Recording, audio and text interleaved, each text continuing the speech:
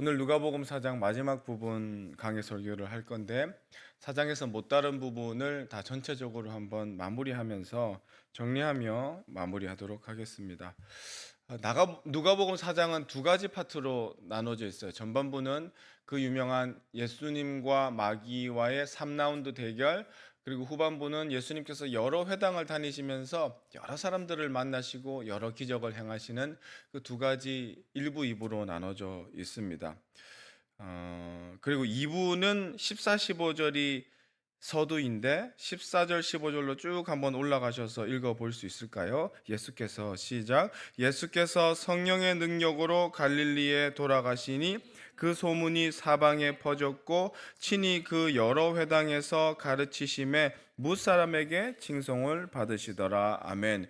주님은 성령 충만하셔서 갈릴리 여러 회당, 사실상 전 회당을 다 두루 다니시면서 구약 성경의 예언들을 근거로 예수님의 메시아 되심을 선포하셨고, 또 아마도 이때부터 가버나움을 메인 베이스 캠프로 삼으셔서 전도 사역을 하시며 많은 기적들, 병이 낫고 또 귀신이 떠나가는 기적들을 베푸셨습니다. 그러다 보니까 순차에 따라서 가시다 보니까 예수님이 사시던 바로 그 고향 동네, 예수님이 자라나시고 성장하셨던 목수 일을 하셨던 그 동네 회당까지 들어가신 거예요. 그리고 그 동네 회당에서 펼쳐 읽으신 말씀이 이사야서 61장 말씀, 그 누가복음 4장 18, 19절 말씀이에요.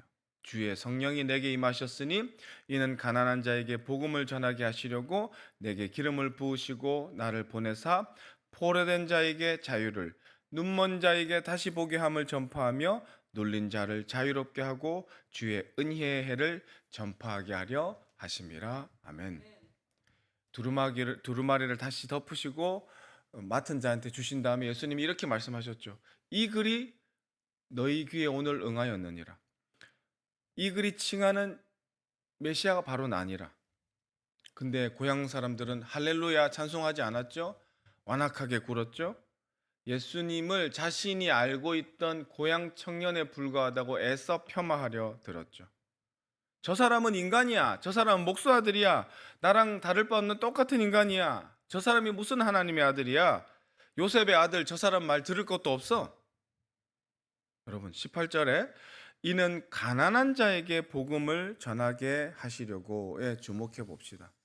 예수님이 가난한 자에게 복음을 선포하시기 위해서 이 땅에 파송된 하나님의 아들이신데, 가난한 자들한테 복음을 전한다는 말은 부자들은 지옥 가야 된다는 뜻이 아니죠. 산상팔복의 첫 번째, 두 번째 복을 의미하시는 거죠. 마태복음 5장 3, 4절 말씀에 심령이 가난한 자는 복이 있나니 천국이 그들의 것이며 애통하는 자는 복이 있나니 그들이 위로를 받을 것이며, 가난은 심령의 가난을 의미해요. 우리 성도님 중에 몸이 아파서 예수 믿고, 가족이 아프게 해서 예수 믿고, 내가 믿었던 명예가 실추되어 예수 믿고, 뭐 하여튼 인생의 공허함 때문이든 뭐든 어떤 종류의 가난함이든 그 가난함에 직면하여 자신의 무력함을 깨닫고 구세주인 예수께 나와 구원받은 사람들이 태반이잖아요. 우리는 어떤 형태로든 가난해져야 주님 앞에 무릎을 꿇을 수 있는 교만했던 존재들이거든요. 그러나 이 고향 동네 사람들 하는 짓을 보십시오. 저 29절 보시면 동네 밖으로 쫓아내서 산 낭떠러지까지 끌고 가서 밀쳐 떨어뜨리고자 하는 사람들이 이 사람들이에요. 감히 우리 동네 청년 주제에 우리를 가르치려 들어 동네 밖으로 메시아를 쫓아내요. 심지어 죽이려고 합니다. 마귀에게 미혹되어 있는 자들인데, 이 사람들의 특징은 예수를 잘 알고 있다고 착각하는 사람이었어요. 자기 동네 청년이었으니까. 이와 비슷한 사건이 요한복음 9장에 나오는데요. 날 때부터 맹인이었던 한 청년이 있었습니다. 그는 보지를 못해서 나를 볼 수 있게 할 수 있는 사람은 오직 메시아로 칭해지는 그 예수를 하는 분밖에 없다는 것을 깨닫고 예수님을 믿었어요. 예수님을 기다렸어요. 예수님은 그를 불쌍히 여기시고 땅에 침을 뱉으시고 진흙을 이겨서 그의 두 눈에 바르시고 가서 실로암에 씻으라 하셨잖아요. 보기 위해서, 내가 누가 봐도 맹인이니까 보기 위해서 순종하였고 보기 위해서 실로암에 갔고 씻었더니 보게 되었어요. 난생 처음으로 세상을 보고 자기를 구원한 예수도 보게 된 거죠. 그러나 이 위대한 기적 앞에서 영적인 맹인들, 앞 못 보는 눈먼 자들인 바리새인들은 청년을 힐난합니다. 너 누가 그렇게 해줬어? 너 맹인 아니었지? 말도 안 되는 얘기를 하면서 그의 부모까지 닥달을 하고 예수께서 기적 베푸신 메시아임을 인정하지 않으려고 들어요. 딱 고향 사람들 같이 끝까지 자기는 예수라는 사람은 메시아일 수가 없다고 하는 겁니다. 그때 청년을 내버린 이 완악한 바리새인들에게 예수께서 이렇게 말씀하세요. 요한복음 9장 39절로 41절 말씀에 예수께서 이르시되 내가 심판하러 이 세상에 왔으니 보지 못하는 자들은 보게 하고 보는 자들은 맹인이 되게 하려 함이라 하시니 바리새인 중에 예수와 함께 있던 자들이 이 말씀을 듣고 이르되 우리도 맹인인가? 예수께서 이르시되 너희가 맹인이 되었다라면 죄가 없으려니와 본다고 하니 너희 죄가 그대로 있느니라. 아멘. 고향 사람들은 본다고 하니 죄가 있는 거예요. 안다고 하니 모르는 겁니다. 예수님은 이 사람들이 자초한 벌과 자초한 재난과 자초한 지옥행에 대해서 이렇게 선포하세요. 25절로 27절 말씀 좀 길기 때문에 제가 한번 읽어드리겠습니다.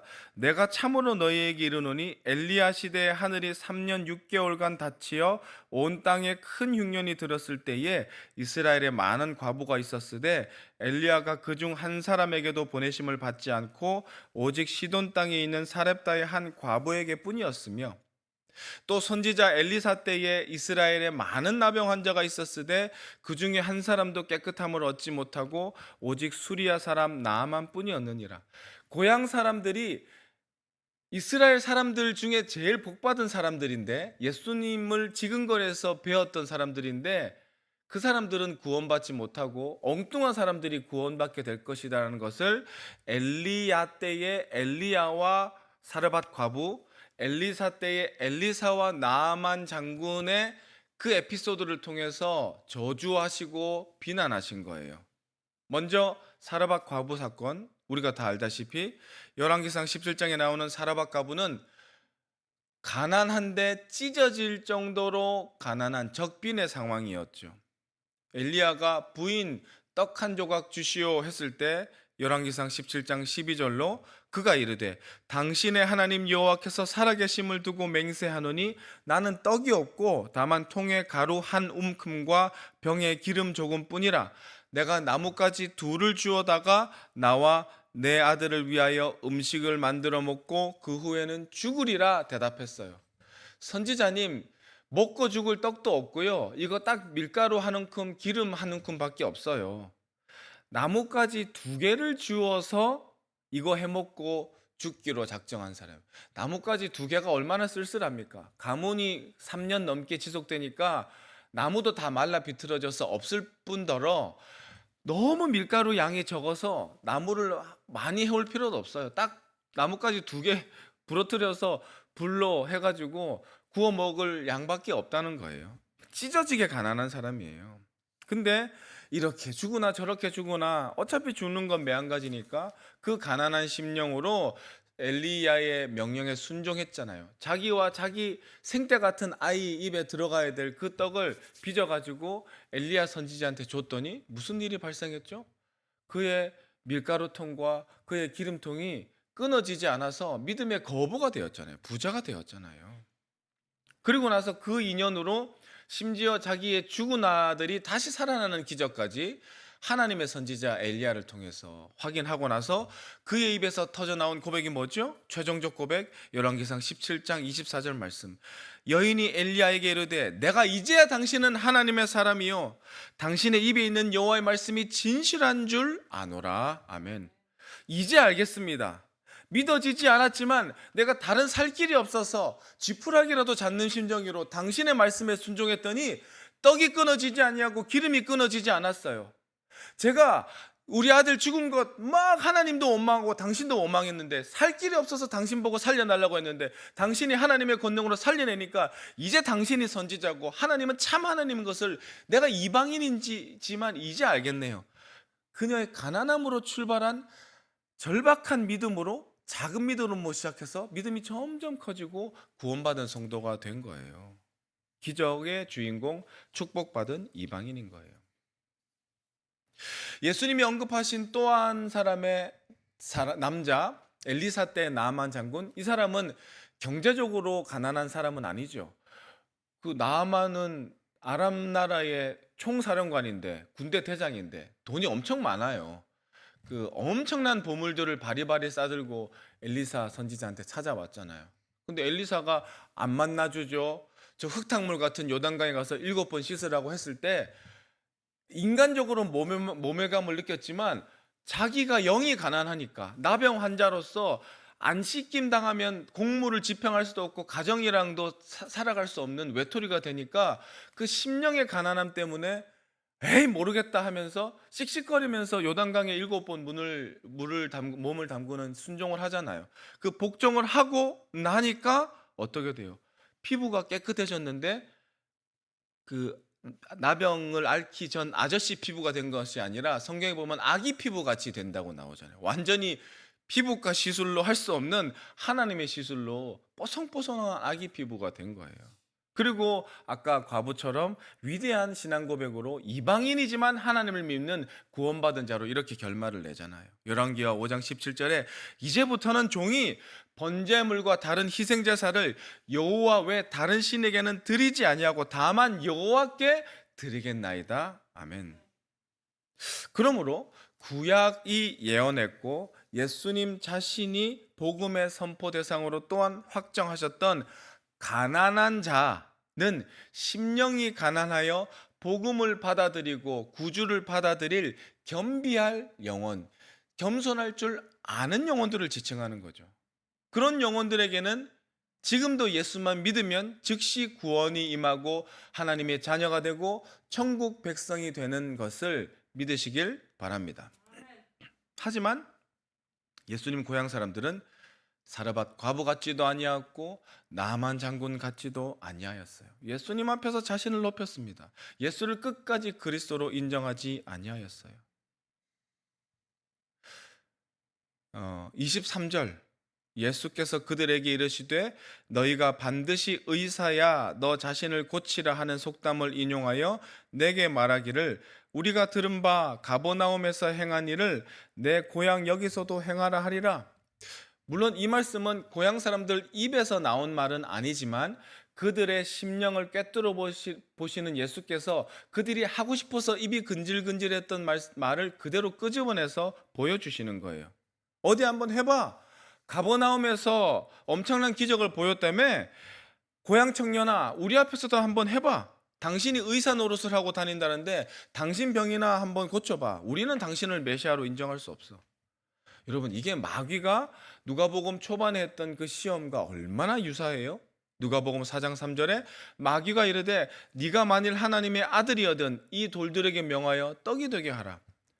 하나님을 시험하지 않아야 되는데 예수를 시험하고 의심하던 자들, 29절에 보니까 산 낭떠러지까지 끌고 가서 밀쳐 떨어뜨리고자 하는 것까지 마귀랑 똑같이 닮았어요. 누가복음 4장 9절에 또 이끌고 예루살렘으로 가서 성전 꼭대기에 세우고 이르되 네가 만일 하나님의 아들이여든 여기서 뛰어내리라. 뛰어내리게 하는 시험에 실패하자 밀어서 떨어뜨리려고 하는 마귀와 마귀의 졸개들이에요. 그리함으로 이 인간들은 예수님과 고향 동네 사람이라는 가장 큰 축복을 내팽개쳐버리고 예수를 자기 고향 동네에서 쫓아버림으로 자기가 천국에서 쫓겨남을 당한 거죠. 스스로 구원의 길을 박차버리는 세상에서 가장 어리석고 불쌍한 사람들이 바로 예수님이 자라나신 그 고향 동네 사람들이에요. 근데 더 놀랍게 우리 주님은 이들에 대해서 아주 특이한 대처를 하시거든요. 보세요. 예수님을 비난하고 저주하고 안 믿겠습니다 하는 수준이 아니라 예수님 멱살과 팔뚝을 잡고 절벽에 떨어뜨리려고 하는 마귀의 자식들이에요. 근데 예수님이 12군단 더 되는 하늘의 천사를 보내서 이들을 쓸어버리지 않으셨어요. 노아의 홍수처럼 비를 내려서 얘들을 물심판하지도 않으셨고요. 소돔과 고모라처럼 유황불로 그들을 죽이지도 아니하셨어요. 30절 함께 읽습니다. 누가복음 4장 30절 시작. 예수께서 그들 가운데 지나서 가시니라. 그들 가운데로 지나가시기만 하셨어요. 직결 심판하지 않으셨단 말입니다.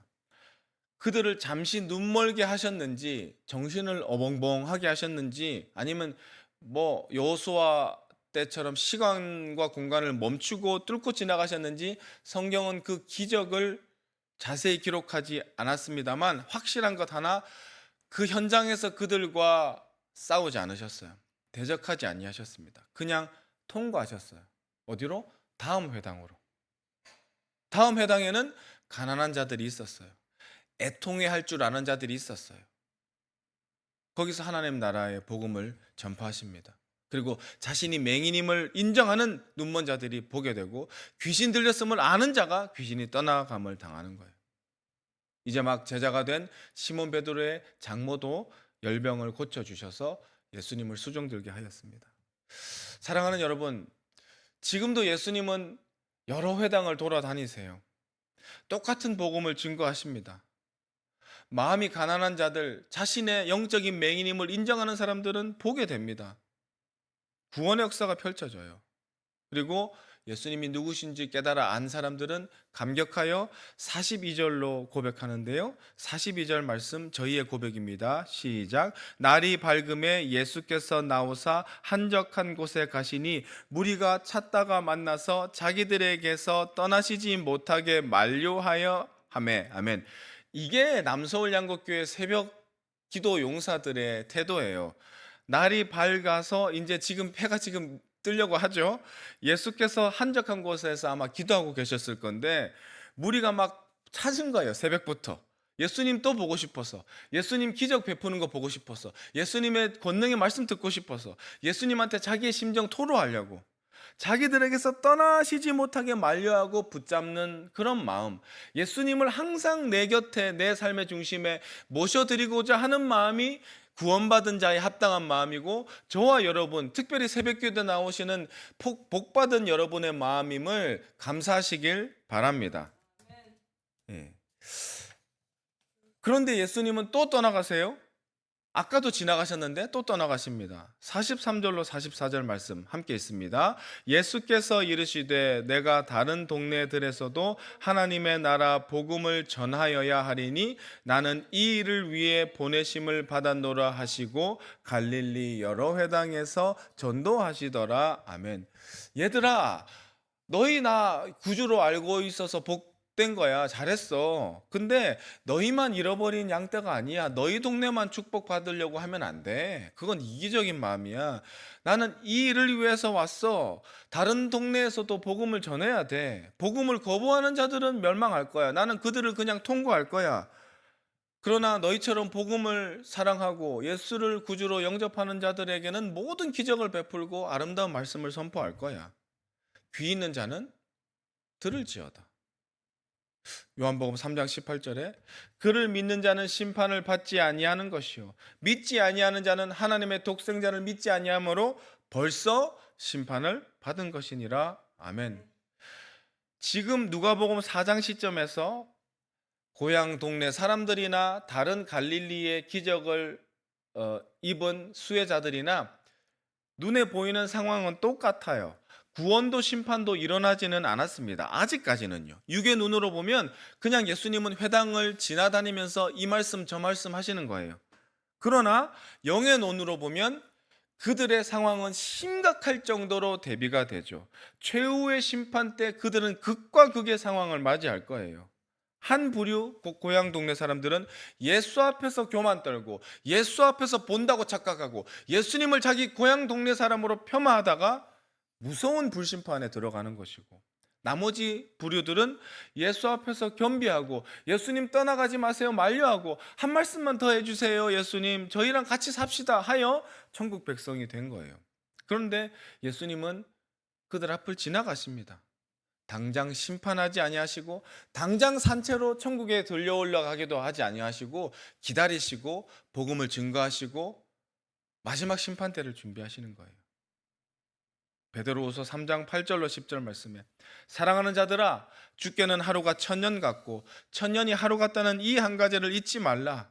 주의 약속은 어떤 이들이 더디다고 생각하는 것 같이 더딘 것이 아니라 오직 주께서는 너희를 대하여 오래 참으사 아무도 멸망하지 아니하고 다 회개하기에 이르기를 원하시느니라. 그러나 주의 날이 도둑같이 오리니 그날에는 하늘이 큰 소리로 떠나가고 물질이 뜨거운 불에 풀어지고 땅과 그 중에 있는 모든 일이 드러나리로다. 아멘. 마지막 불심판은 말할 것도 없고 우리가 오늘 죽어서 하나님 앞에 심판대에 서면 예수 뒤에 숨지 않으면 살아날 방법이 없습니다. 깨닫고 나면 늦어요. 후회할 때가 되면 돌이킬 수가 없어요. 그 전에 살아있을 때 예수를 믿어야 하고 살아 계실 적에 예수를 전해야 하는 것입니다.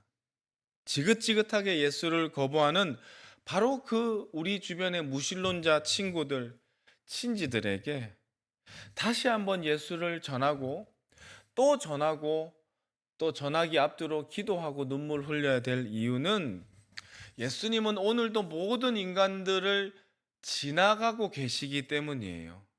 그들도 우리처럼 예수님을 떠나보내는 것이 아니라 꼭 붙드는 마음이 임하도록 중보하는 한 주가 되시고 또 일생 지치지 마시고 그 마음으로 여러분들이 아는 불신자들을 우리처럼 예수의 품 안에 드릴 수 있도록 최선을 다하는 전도자가 됩시다.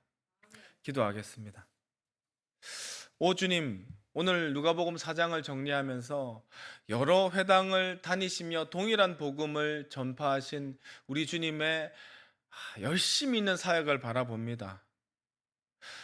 어떤 회당에서는 놀라운 기적을 행하셨고 또 어떤 회당에서는 완악한 그들을 저주하며 심판을 말씀하신 예수님의 구원주이시면서 또한 심판주이심을 떠올리며 구원하여 주시고 맹인임을 알게 하셔서 눈뜨게 하신 예수의 큰 은혜에 감사드립니다.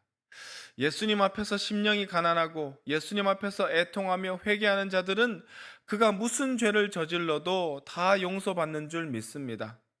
예수 앞에서 교만 부리고 예수 앞에서 의로운 척, 볼 줄 아는 척 하는 모든 자는 그가 이 세상에서 어떤 권세를 누리고 어떤 선행을 하였다 하더라도 그 완악함으로 지옥을 가는 것도 또한 믿습니다.